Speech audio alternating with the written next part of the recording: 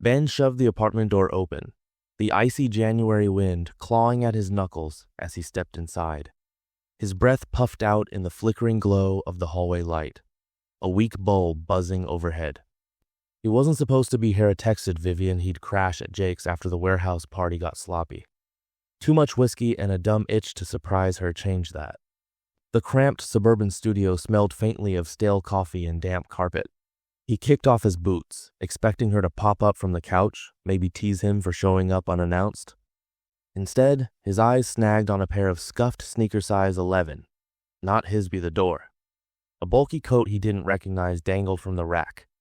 His gut twisted hard. He edged toward the living room, the worn carpet swallowing his steps. No television hum, just a low murmur drifting from the corner where their bed Satya, one of those tight setups where every inch screamed compromise. He peeked around the wall, and the air punched out of him.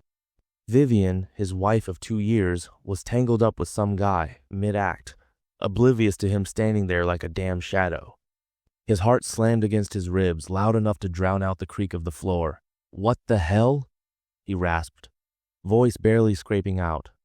Vivian jolted upright, yanking the sheet over her chest. "Ben, oh my God, it's not what it looks like." Her voice cracked, eyes wild with panic.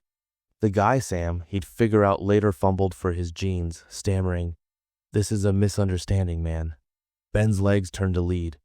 He'd had suspicion-sure constant texts, asking when he'd be home, like she was tracking him. The way she'd dodge his questions about those late-night friend messages. Now it was real, and he couldn't even shout.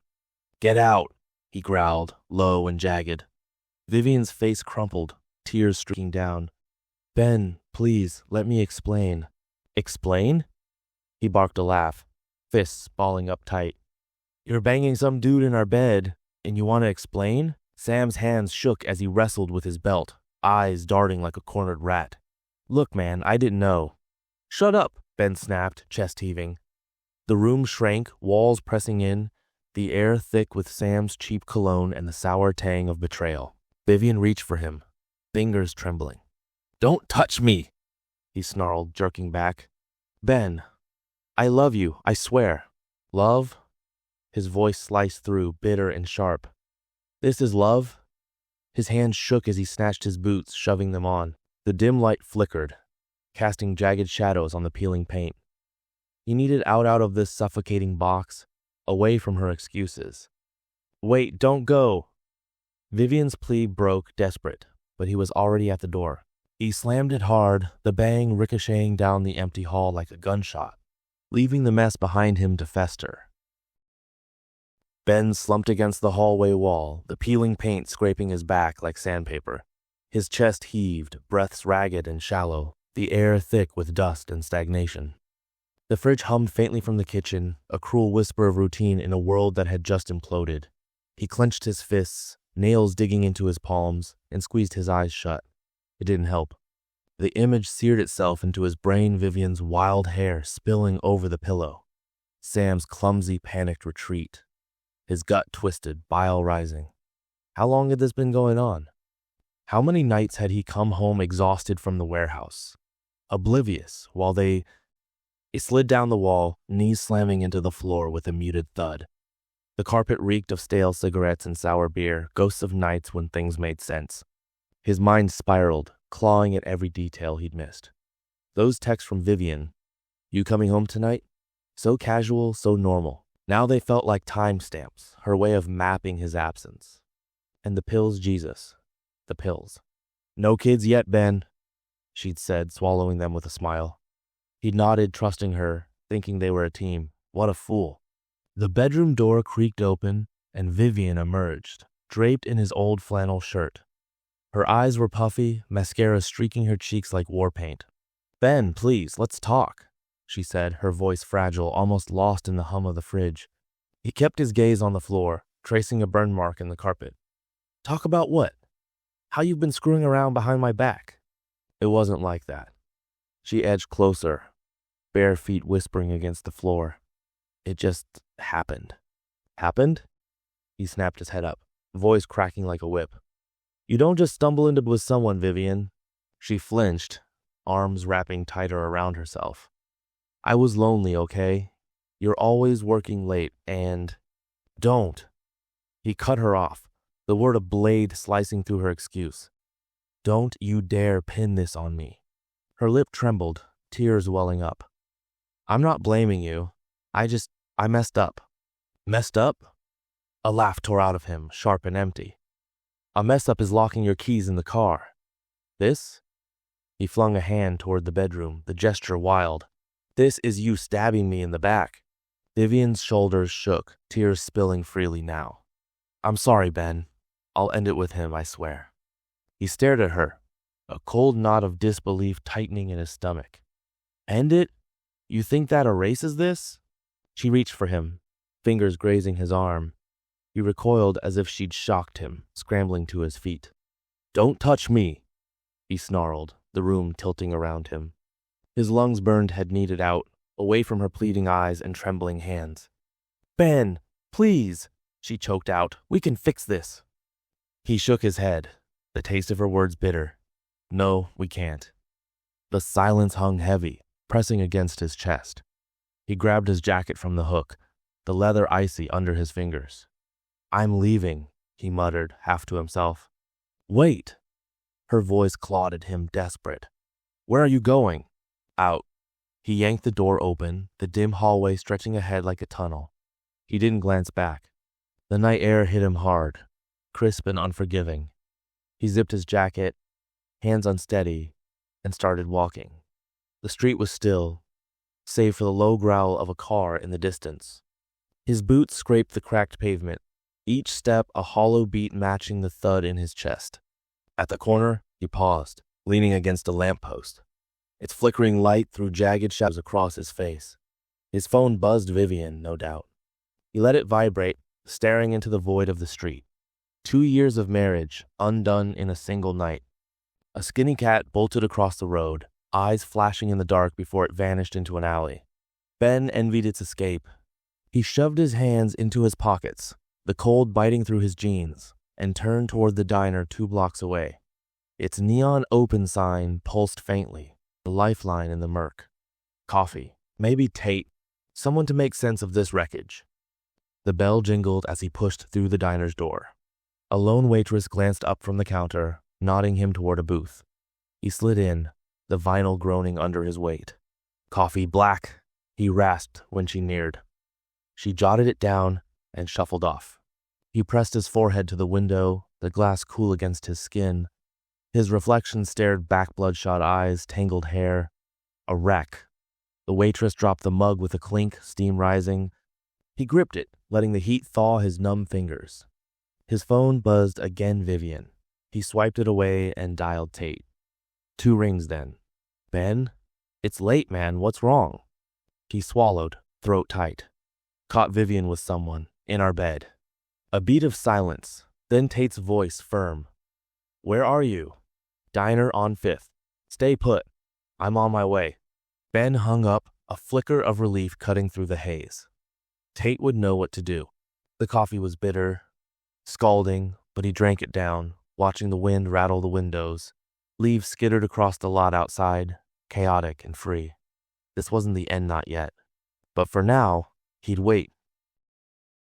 Ben slumped in the diner booth, the flickering fluorescent lights humming overhead like a nest of pissed-off hornets.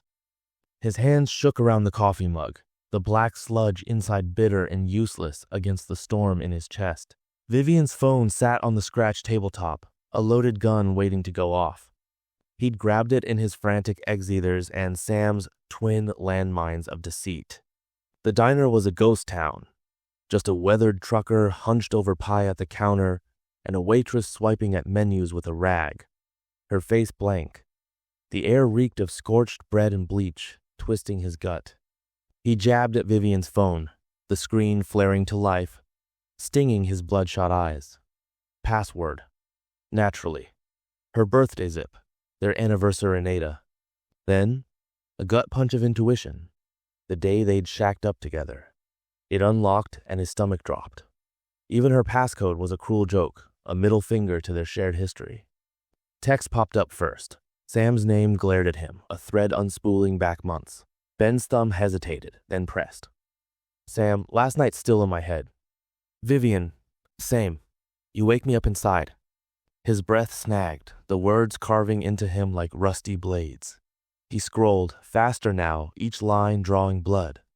Sam, Ben pulling a late one soon? Vivian, Thursday. House is ours. The diner tilted. He clutched the table's edge, knuckles bleaching, his jaw locked, teeth grinding. The waitress flicked him a glance, but he was blind to it. The proof was right there, glowing. Every day to kick to the ribs. They'd orchestrated it, every secret touch, every whispered lie. He snatched Sam's phone next. No Pasco-Deargent bastard. Same conversation, different angle. Pictures, two Vivians sprawled in their bed, grinning, hair a mess. Ben's sight hazed over, fury and shame clawing up his throat.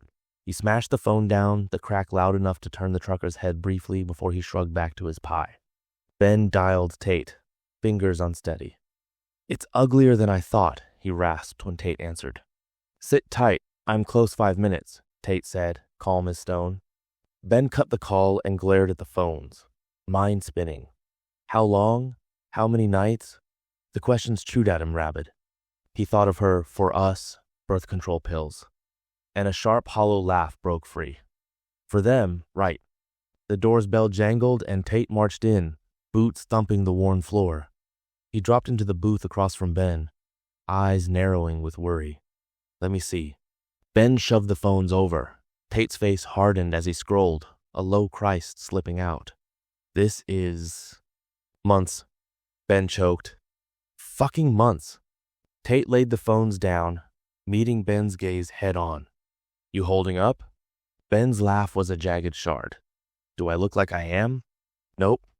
You look wrecked, Tate said, blunt as ever. Ben's fingers tapped the table, frantic. I don't know what's next, Tate. I can't face that house.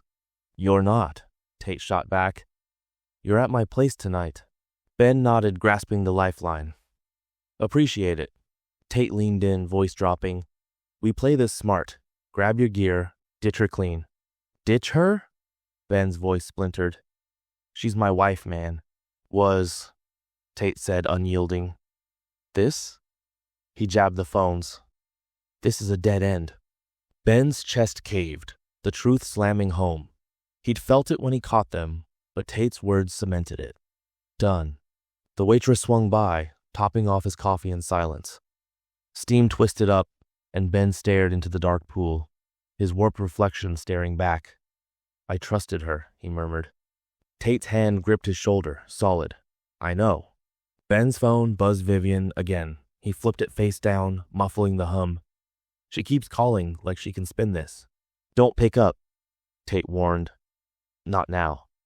Ben's eyes drifted to the window, rain-slicked streets gleaming under dim lights.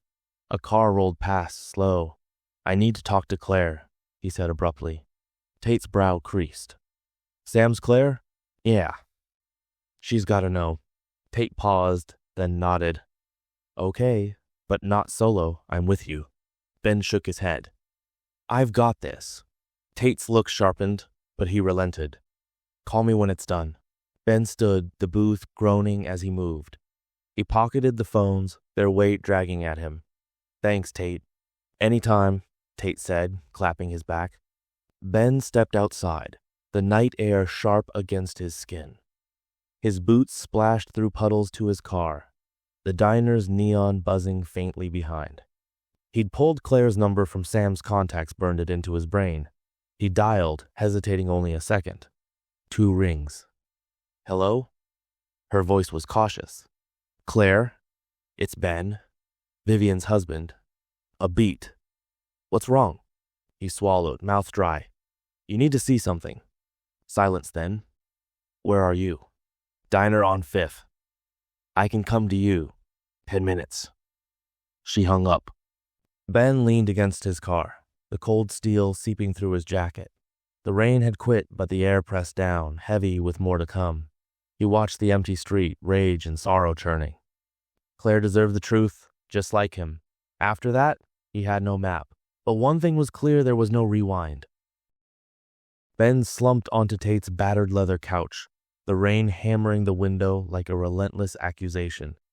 Each drop seemed to echo the turmoil churning inside him, wild, unyielding. His phone sat heavy in his hand, Vivian's unread messages glowing like a taunt. "I'm sorry. I need you. Please, Ben." He chucked it onto the coffee table, the thud lost in the storm's roar. Tate's place was a refuge, all creaky floors and the faint musk of sawdust. Ben had been crashing here for days, hiding from Vivian's desperate stakeouts as old haunts. But even this sanctuary couldn't erase her voice, her betrayal clinging like damp rot. Tate ambled in, wiping grease-streaked hands on a rag. "You look like a damn ghost," he said, tossing the cloth aside. Ben scrubbed his face, the stubble biting his palms. "She won't quit. Texts, call showed up at the warehouse again yesterday." Tate's mouth pressed into a hard line. "Cut the cord, Ben. She's a leech." "I'm trying," Ben snapped, then sighed. "I just can't make it stick." Tate leaned against the wall, arms folded. "Get a lawyer. File for divorce. She'll back off when the papers hit. Divorce." The word landed like a punch, sharp and final. Ben's gut twisted, but he nodded. "Yeah, I'll do it tomorrow." Tate clapped his shoulder, firm and steady. "You're not her punching bag anymore. Remember that." Ben exhaled, shaky but sure. He wasn't sinking, not yet. That night, Ben met Claire at the diner, the neon buzz of the open sign cutting through the gloom. She slid into the booth, her face tight but fierce. "Sam's out," she said, stirring her coffee with a clink. "Tossed him last night?" Ben raised an eyebrow. "You good?" Claire's laugh cracked like brittle glass.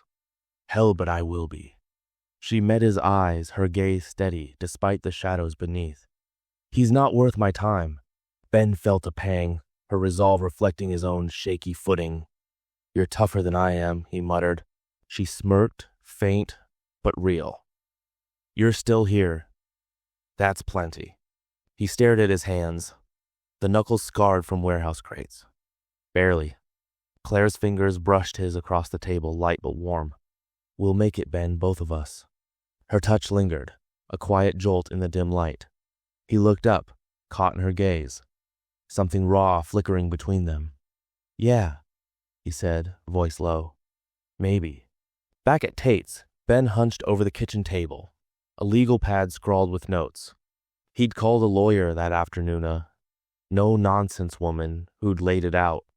Petition, mediation, division of assets. It felt like plotting a heist, not an ending. The pen scratched louder than the fading rain. Tate wandered in, popping a beer. "How's the war strategy?" Ben huffed a laugh. "Like I'm suiting up for battle." "You are," Tate said, taking a pull. "But you've got backup." Ben's throat caught. "Thanks, Tate, for all of this." Tate shrugged it off. "Save the sap for after you win." Ben's lips twitched, but Vivian's ghost loomed again, her tears, her promises. Part of him still ached, still wanted to buy her lies. But the truth was a blade, buried deep and twisting. He paced the cramped kitchen, restless. She keeps saying she'll ditch Sam, that she'll change. Tate's eyes sharpened. "You buying that crap?" Ben didn't answer, silence heavy between them. "Didn't think so," Tate said. "She's scared of losing her fallback guy." Ben stopped, bracing against the counter. "I know, but letting go, it's brutal." Tate's tone softened, just a shade. "It's supposed to be. You gave a damn." "Gave?" Ben repeated, the past tense bitter on his tongue. "Done!" Tate lifted his beer in a half toast. "That's the spirit." Ben's phone buzzed Vivian again. He glared at it, thumb hovering over block. His pulse thundered a storm of its own, then, with a jagged breath, he pressed it. The screen blanked out, and something inside him shattered, painful but free. The diner was a sanctuary from the storm raging outside, its fogged windows streaked with rain that tapped insistently against the glass. Ben sat across from Claire in a corner booth, the cracked red vinyl creaking beneath him. The air carried the mingled scents of frying bacon, burnt coffee, and damp wool, a comforting mundanity that grounded him after weeks of chaos. A single bulb flickered above, casting faint shadows across the formica table where his untouched coffee sat cooling. He traced the mug's rim with a fingertip, the ceramic still warm. "I never thought I'd be here," he said, voice barely above a whisper. "Divorcing my wife at 25. Claire's eyes softened, her own coffee cradled between her palms. "Life doesn't care about our plans, Ben, but you're handling it better than most would." He snorted, the sound rough and humorless. "Doesn't feel like it." She reached across the table, her fingers brushing his necklace a fleeting touch, but enough to send a flicker of warmth through his chest. "You're stronger than you think." Their gazes locked, and for a moment the weight of Vivian's betrayal lifted. Then the door flew open with a violent crash, the bell above it jangling like a warning siren. Vivian stood framed in the doorway, a drenched specter of the woman he'd once loved. Her dark hair clung to her face in tangled, sodden strands, plastered against her pale skin. Mascara streaked down her cheeks in black rivulets, and her koa trumpled and soak-dripped a puddle onto the linoleum. Her eyes, wild and red-rimmed, locked onto Ben with a predator's focus. She marched forward, boots squelching, ignoring the stares of the half-dozen patrons scattered across the diner. "Ben," she barked, her voice cutting through the low hum of conversation. She stopped at their booth, hands slamming onto the table hard enough to make the cups jump. "We need to talk." His stomach twisted, a cold sweat breaking out on his palms. "There's nothing to talk about, Vivian. You blocked me," she accused, her voice rising, sharp enough to draw a flinch from the waitress behind the counter. "You think you can just erase me? 2 years of marriage, and you cut me out like I'm nothing?" Claire shifted, her posture stiffening. "Maybe you should calm down," she said, her tone steady but firm. Vivian's head snapped toward her, eyes blazing. "Stay out of this, bitch." Ben's chair scraped loudly as he shot to his feet, his pulse hammering in his ears. "Don't talk to her like that." Vivian's lips curled into a sneer. "Defending her already? What, is she your new girlfriend?" "No," he said, though heat crept up his neck. "She's a friend." "A friend?" Vivian mocked, her laugh high and brittle. "Like Sam was my friend?" The words landed like a fist to his gut. He clenched his fists, nails biting into his palms. "That's not fair." "Fair?" She stepped closer, her breath hot and ragged. "You think any of this is fair? You think I wanted this?" "You made your choice," he said, his voice tight, each word tasting like ash. "You chose to cheat." Her face crumpled, and for a heartbeat, he saw the Vivian he'd married vulnerable, pleading. She grabbed his sleeve, her nails digging into the fabric. "I was wrong, Ben. I was stupid. But I love you. We can fix this." He yanked his arm free, the motion sharp enough to send her stumbling back a step. "Some things can't be fixed. Please," she whispered, tears mingling with the rain on her cheeks. "Remember our vows? For better or worse." Memories surged unbidden, her white dress swaying as they danced. The way she'd laughed when he'd smeared cake on her nose. The promises whispered under a starlit sky. His throat tightened, but he forced the words out. "Worse doesn't mean this, Vivian. It doesn't mean betrayal." She sank into the booth opposite him, her hands trembling as she pressed them to her face. "I know I hurt you. I'll change. I'll do therapy. Anything. Just don't throw us away." He stared at her, really looked at her. The woman he loved was gone, replaced by this desperate stranger. "It's too late," he said, the softness in his voice surprising even him. "No," she moaned, burying her face in her hands. "Don't say that." The diner had fallen silent, the clatter of dishes and murmur of voices replaced by the weight of their confrontation. A gray-haired man at the counter turned to gawk, and the waitress hovered near the coffee machine, clutching the pot like a lifeline. The door swung open again, and Tate strode in, his broad frame filling the space. His eyes swept the scene, Vivian's hunched form, Ben's rigid stance, Claire's tense silence, and his expression darkened. "What's going on?" Vivian's head jerked up, a flicker of hope in her tear-streaked face. "Tate, tell him we can work this out." Tate's jaw tightened, his voice low and unyielding. "You've done enough damage, Vivian. It's time to go." She shook her head, frantic now. "No, I won't leave until he listens."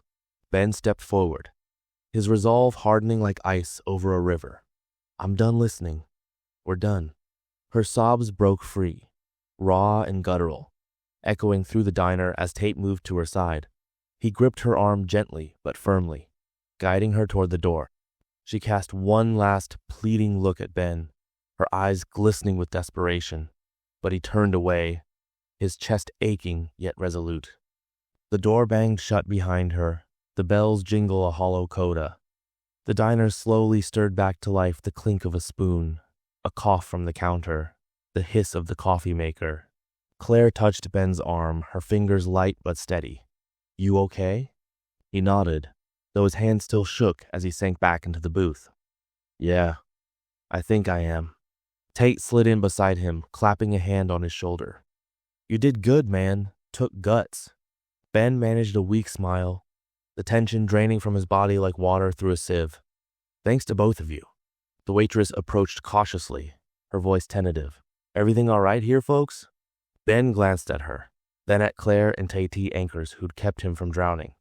Yeah, he said, the word carrying a new certainty. Everything's going to be all right. Outside, the rain slowed to a drizzle, the storm's fury spent. Inside, Ben exhaled, feeling the weight of Vivian's betrayal lift at last. It was over. For the first time in weeks, he believed he could move forward. Ben sat on the porch steps of Tate's house, the rain finally easing into a soft drizzle. The storm had passed, leaving the air crisp and clean, tinged with the scent of wet earth and pine. He pulled his jacket tighter against the evening chill, his breath visible in the fading light. The sky, once a bruised gray, now softened to a pale lavender, the first stars daring to peek through the thinning clouds. A faint rainbow arched over the treetops, fragile but undeniable a promise after the chaos. He stared at it, the colors blurring in his vision. The confrontation with Vivian still echoed in his mind, her tear-streaked face and desperate pleas replaying like a broken record. Part of him ached with the finality of it all 2 years of marriage, unraveling in a diner booth. He'd loved her once, fiercely, but that love had withered under the weight of her betrayal. Now it was just a ghost, haunting the edges of his thoughts. The porch creaked behind him and Tate stepped out, 2 steaming mugs in hand. He passed one to Ben without a word and leaned against the railing, his gaze drifting to the horizon. They sipped in companionable silence, the warmth of the coffee seeping into Ben's bones. You did the right thing, Tate said after a while, his voice low but steady. Ben nodded, though his chest still felt hollow. Doesn't make it easier. Never does, Tate agreed. But you're free now. Free. The word hung in the air, both a relief and a burden. Ben wasn't sure what freedom meant, yet only that it was a path he had to walk alone. He thought of Claire, her quiet strength in the diner, the way her touch had steadied him. There was something there, a flicker of possibility, but he wasn't ready to chase it. Not yet. He needed time to mend, to find his footing again. The rainbow began to fade as the sky darkened, the stars growing bolder. Ben took a deep breath, letting the cool air fill his lungs. It tasted like beginnings, sharp and untested. Tate clapped him on the shoulder, a gesture both comforting and bracing. You'll be all right, man. One step at a time. Ben managed a small smile, the first in what felt like ages. Yeah, I think I will. Tate gave a nod and headed back inside, leaving Ben to his thoughts. The night settled around him, the drizzle finally stopping, leaving only the distant chirp of crickets and the rustle of leaves. Ben stood, his legs stiff from sitting, and stretched. The ache in his chest had dulled to a quiet throb, a reminder of what was lost but also of what he'd gained clarity, resolve, a chance to start over. He glanced back at the house, warm light spilling from the windows, then out at the road ahead, stretching into the unknown. With a final steadying breath, he stepped off the porch and into the night, ready to face whatever came next.